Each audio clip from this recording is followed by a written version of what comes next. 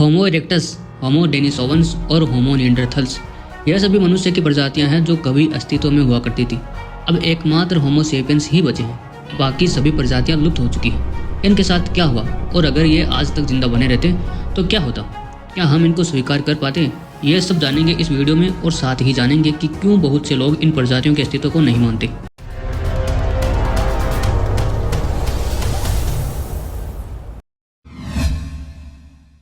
पिछले वीडियो में मैंने आपको बाकी प्रजातियों के अंत के बारे में दो थ्योरीज बताई थी। एक थी इंटरब्रीडिंग थ्योरी और दूसरी रिप्लेसमेंट थ्योरी। अब संक्षेप में बताऊं तो इंटरब्रीडिंग थ्योरी के अनुसार सेपियंस प्रजाति ने बाकी प्रजातियों जैसे कि निएंडरथल्स और इरेक्टस के साथ प्रजनन किया और एक दूसरे में विलीन हो गई। इसके विपरीत रिप्लेसमेंट थ्योरी के अनुसार होमो सेपियंस ने दूसरी प्रजातियों का अंत कर दिया और सेपियंस प्रजाति का एकाधिकार स्थापित किया। यह वीडियो आप बाद में देख सकते हैं। अब अगर रिप्लेसमेंट थ्योरी सही है तो आज सारे जीवित मनुष्य के डीएनए में भेद नगण्य होने चाहिए और इनका डीएनए मोटे तौर पर समान ही रहेगा। और अगर संकरण सिद्धांत यानी इंटरब्रीडिंग थ्योरी सही है तो अफ्रीकी लोग और यूरोपीय लोगों के डीएनए में भेद जरूर होना चाहिए और ऐसे ही एशियाई लोगों का डीएनए भी अलग ही होना चाहिए, क्योंकि इनमें से कुछ सेपियंस और निएंडरथल्स के इंटरब्रीडिंग का नतीजा है और कुछ सेपियंस और इरेक्टस का मिश्रण है। सामान्य तौर पर रिप्लेसमेंट थ्योरी को सही माना जाता रहा है क्योंकि यह राजनीतिक दृष्टि से उचित है और राजनीतिक दृष्टि से सभी लोगों को समान माना जाता है। लेकिन 2010 में आई एक रिपोर्ट के बाद यह सब धरा का धरा रह गया। इससे यह पता चला कि मध्य पूर्व और यूरोप के आधुनिक लोगों के डीएनए में 1.4% निएंडरथल्स का डीएनए है। दूसरा झटका कई महीनों बाद लगा जब पता चला कि ऑस्ट्रेलियाई आदिवासियों के डीएनए में 6% डेनिसोवे प्रजाति का डीएनए है। अब तक यह तो साफ था कि इंटरब्रीडिंग थ्योरी कुछ हद तक तो सही है, लेकिन इसका मतलब यह नहीं कि प्रतिस्थापन या रिप्लेसमेंट थ्योरी बिल्कुल ही गलत है, क्योंकि हो सकता है कि किसी समय सेपियंस बाकी प्रजातियों के साथ मिलकर संतान पैदा करने में सक्षम रहे हो, पर इनमें इतनी भिन्नताएं तो थी ही जो इस प्रक्रिया को बहुत ही दुर्लभ बना दे। इसलिए शायद कुछ निएंडरथल्स की जीन्स सेपियंस में आ गई हो, लेकिन ये पूरी तरह से सेपियंस में विलीन नहीं हुई। अगर निएंडरथल्स, डेनिसोवन्स और अन्य मनुष्य प्रजातियां सेपियंस में विलीन नहीं हुई तो ये कहाँ गायब हो गई?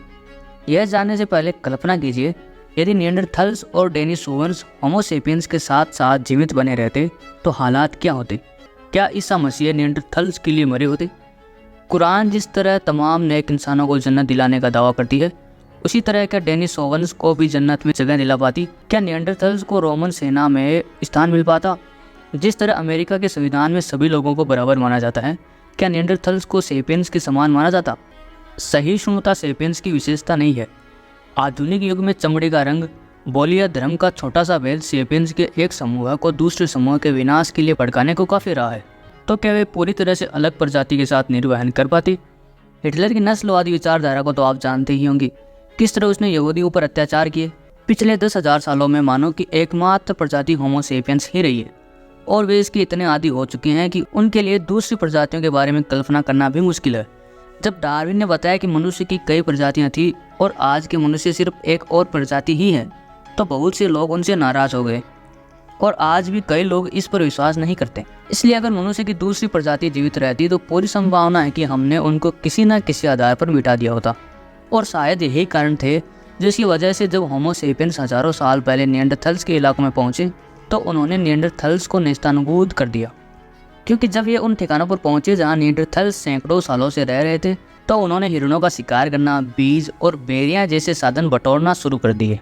संसाधनों को हासिल करने की यह होड़ भड़ककर हिंसा और जाति संहार में बदल गई, जो कि पहला और सबसे महत्वपूर्ण जाति संहार रहा होगा। सेपियंस दोषी रहे हो या ना रहे हो, हम सिर्फ कल्पना ही कर सकते हैं, क्योंकि सेपियंस जैसे ही नए ठिकानों पर पहुंचे वैसे ही वहाँ की स्थानीय आबादी का लोप हो गया। अगले वीडियो में हम चर्चा करेंगे होमो सेपियंस की भाषा के बारे में, तो चैनल को सब्सक्राइब करें और वीडियो को लाइक करें। इससे पहला वाला वीडियो अगर नहीं देखा है तो वो जरूर देख लेना, लिंक डिस्क्रिप्शन में है।